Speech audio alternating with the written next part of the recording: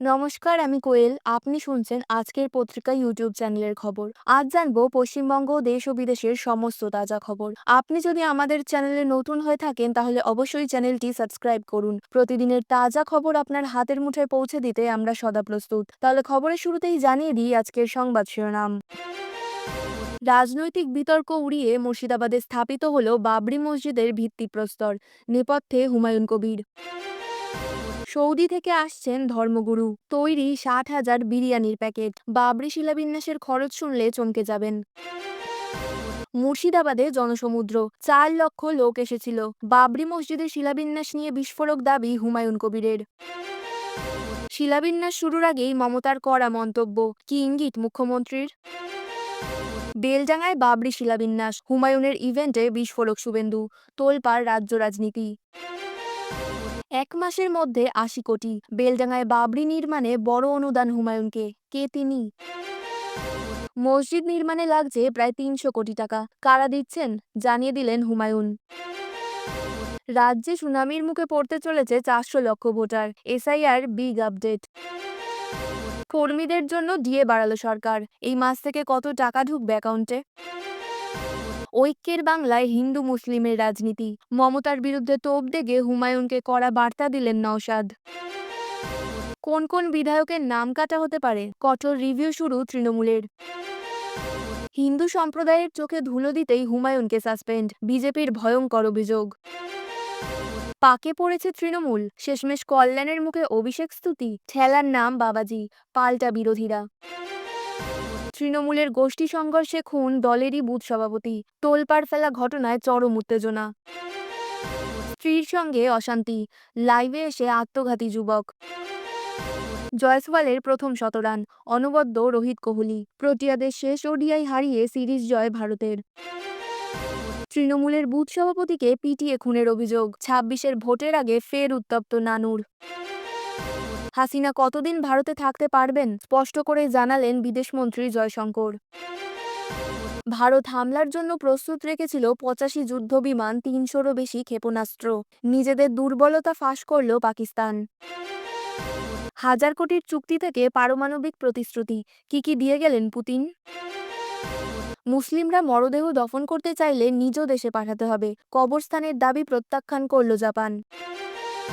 শীতের কামড়ে কলকাতায় পারদ নামল 14.5 ডিগ্রিতে। আরও ঠান্ডা বাড়বে বঙ্গে।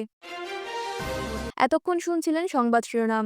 এবার জানাবো বিস্তারিত খবর।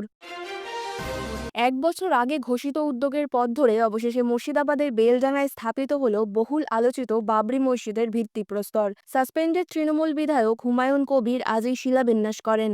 ভিত্তিপ্রস্তর স্থাপন শেষে উপস্থিত গণ্যমান্য ব্যক্তিবর্গ পরস্পরকে আলিঙ্গন করেন। ভরতপুরের বিধায়ক হুমায়ুন কবির এই উপলক্ষে জানান, তিনি রাজ্য সরকারের অর্থে মসজিদ নির্মাণ করবেন না, কারণ তাতে এর পবিত্রতা নষ্ট হবে। মসজিদ নির্মাণের জন্য প্রয়োজনীয় অর্থ মুর্শিদাবাদ, মালদা, উত্তর দিনাজপুর, উত্তর 24 পরগনা, দক্ষিণ 24 পরগনা, হাওড়া, হুগলি, 2 মেদিনীপুর সহ বিভিন্ন জেলার সাধারণ মানুষ আর্থিক সহায়তার মাধ্যমে দেবেন। তিনি আরও উল্লেখ করেন যে অনেক বাধা থাকা সত্ত্বেও প্রাথমিকভাবে 3 কাঠা জমির ওপর ভিত্তিপ্রস্তর স্থাপন করা হলো। বাকি 25 বিঘা জমিতে হাসপাতাল, বিশ্ববিদ্যালয় এবং পার্ক তৈরির পরিকল্পনা রয়েছে। এই পুরো প্রকল্পের জন্য প্রায় 300 কোটি টাকার বাজেট ধার্য করা হয়েছে, যার মধ্যে শুধু মসজিদ নয়, স্কুল, পার্ক ও হোটেলও থাকবে। নিজের উদ্যোগকে মুসলিমদের সম্মানের লড়াই হিসেবে আখ্যায়িত করে হুমায়ুন কবির বলেন, আমরা কোনো অসাংবিধানিক কাজ করছি না, যা হাইকোর্টও নিশ্চিত করেছে। বাবরি মসজিদ তৈরির উদ্যোগ নেওয়ার পর একদল রাম মন্দির বানাতে গেল, আমরা তাতে বাধা দিইনি। তাকে হুমকি দেওয়ার প্রসঙ্গে হুমায়ুন কবিরের কঠোর বার্তা, আপনারা হুমায়ুনকে কেশাগড়া পর্যন্ত স্পর্শ করতে পারবেন না। ভবিষ্যৎ রাজনৈতিক পদক্ষেপ প্রসঙ্গে তিনি জানান, চলতি মাসের 22 তারিখে বহরমপুর টেক্সটাইল মোড়ে তিনি নতুন রাজনৈতিক দলের ঘোষণা করবেন। তবে মসজিদ নির্মাণ কেউ আটকাতে পারবেন না, এ বিষয়ে তিনি দৃঢ় প্রতিজ্ঞ। 1992 সালের 6ই ডিসেম্বর ভাঙা হয়েছিল বাবরি মসজিদ। উত্তাল হয়েছিল দেশ। 33 বছর পর আরও একটা 6ই ডিসেম্বর। পশ্চিমবঙ্গের রাজনীতিতে ঘটনার ঘনঘটা। শনিবার মুর্শিদাবাদের রেজিনগরে বাবরি মসজিদের শিলান্যাস করার সিদ্ধান্তে অনড় ভরতপুরের বিধায়ক হুমায়ুন কবির। পিটিআই সূত্রের খবর, সেই অনুষ্ঠানে সমবেত হচ্ছেন সৌদি ধর্মগুরুরা। সেই সঙ্গে ব্যবস্থা থাকছে হাজার হাজার মানুষকে অভ্যর্থনা করার। বিশাল বিশাল বিরিয়ানির হাড়ি চেপেছে দমে। পিটিআই সূত্রের দাবি, প্রায় 40,000 মানুষের খাওয়া দাওয়ার বন্দোবস্ত করেছেন হুমায়ুন কবির। তিনি ইতিমধ্যেই সংবাদ মাধ্যমকে জানিয়েছেন, নিরাপত্তা সুনিশ্চিত করতে, শান্তি রক্ষা করতে পুলিশের সঙ্গে দেখাও করেছেন তিনি। তার ধারণা, শনিবার মোরাদিঘির কাছে প্রায় 33 লক্ষ মানুষ 25 বিঘা জমিতে জড়ো হবেন। তিনি আরও বলেন যে বেশ কয়েকটি রাজ্য থেকেও ধর্মীয় নেতারা আসছেন হুমায়ুনের এই আয়োজনে। তিনি জানিয়েছেন, সৌদি আরব থেকে দুজন কাজী সকালেই কলকাতা বিমানবন্দর থেকে একটি বিশেষ কনভয় পৌঁছবেন মুর্শিদাবাদে। সূত্রের খবর, NH-12 ধরে বাড়ানো হচ্ছে নিরাপত্তা, প্রস্তুতি জোরদার করা হয়েছে। মুর্শিদাবাদের 7টি ক্যাটারিং সার্ভিসকে জনতার জন্য শাহী বিরিয়ানি রান্না করার জন্য চুক্তিবদ্ধ করা হয়েছে। পিটিআই সূত্রের খবর, বিধায়কের এক ঘনিষ্ঠ সহযোগী জানিয়েছেন, অতিথিদের জন্য প্রায় 40,000 বিরিয়ানির প্যাকেট রেডি হচ্ছে। স্থানীয় বাসিন্দাদের জন্য আরও 20,000 প্যাকেট তৈরি করা হচ্ছে। সব মিলিয়ে খাবারের খরচ 30 লক্ষ টাকারও বেশি। ভেন্যুর বাজেট প্রায় 60 থেকে 70 লক্ষ টাকা। ধানক্ষেতের ওপর দিয়ে তৈরি করা হয়েছে উঁচু মঞ্চ। 150 ফুট লম্বা এবং 80 ফুট প্রস্থের এই মঞ্চের সামনে বসতে পারবেন প্রায় 400 অতিথি। এর জন্য ব্যয় হয়েছে আনুমানিক 10 লক্ষ টাকা। আয়োজকরা জানিয়েছেন, প্রায় 3,000 স্বেচ্ছাসেবক থাকছেন, যাদের মধ্যে 2,000 শুক্রবার ভোর থেকেই কাজ শুরু করে দিয়েছেন। মানুষের চলাচল নিয়ন্ত্রণ, প্রবেশপথ নিয়ন্ত্রণ এবং জাতীয় সড়ক 12-তে যানজট রোধ করার জন্য মোতায়েন করা হয়েছে স্বেচ্ছাসেবক বাহিনী। কবির আরও জানিয়েছেন, সকাল 10টায় কোরআন তেলাওয়াতের মাধ্যমে অনুষ্ঠান শুরু হবে। এরপর দুপুরে ভিত্তিপ্রস্তর অনুষ্ঠান হবে। পুরো অনুষ্ঠান হবে 2 ঘন্টার। বিকেল 4টের মধ্যে পুলিশের নির্দেশ অনুসারে মাঠ পরিষ্কার করে দেওয়া হবে। আয়োজকরা দিনের একটি কর্মসূচি প্রকাশ করেছেন। সকাল 8টায় সৌদি ধর্মগুরু সহ বিশেষ অতিথিদের আগমন। সকাল 10টায় কোরআন তেলাওয়াত। দুপুরে মূল অনুষ্ঠান। দুপুর 2টোয় খাবার এবং বিকেল 4টের মধ্যে অনুষ্ঠান শেষ। নানুরে তৃণমূল বুথ সভাপতিকে পিটিয়ে খুন, আহত আরও 2। নানুর থানার অন্তর্গত পাতিসারা গ্রামে রীতিমতো চাঞ্চল্য ছড়িয়ে পড়েছে। অভিযোগ, তৃণমূল কংগ্রেসের বুথ সভাপতি দোলন থান্ডারকে পিটিয়ে খুন করা হয়েছে। তবে কী কারণে এই নৃশংস খুন তা এখনও স্পষ্ট নয়। ঘটনায় গুরুতর জখম হয়েছেন আরও 2 জন। তাদের দ্রুত উদ্ধার করে ভর্তি করা হয়েছে মঙ্গলকোট হাসপাতালে।